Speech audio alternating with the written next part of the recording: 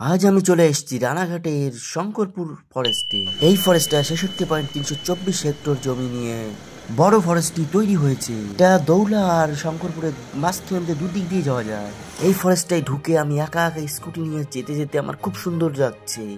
কত সুন্দর প্রকৃতি, অনেক বড় বড় শাল, সেগুন আর অর্জুন গাছ দিয়ে গোটা ফরেস্টটা রয়েছে। ফরেস্টটা ঘুরে আমার খুব সুন্দর লাগলো।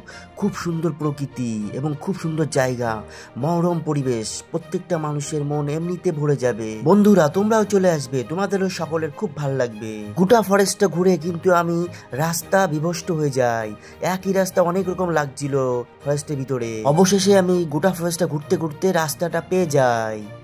বন্ধুরা, এই ফরেস্টটা অনেকটা এরিয়ে নিয়ে শুধু জঙ্গল, ঘন জঙ্গল।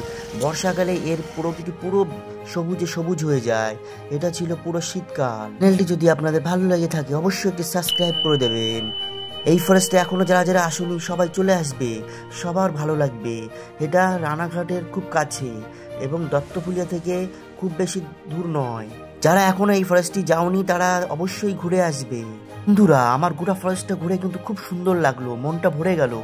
তোমরাও সবাই ঘুরে আসবে।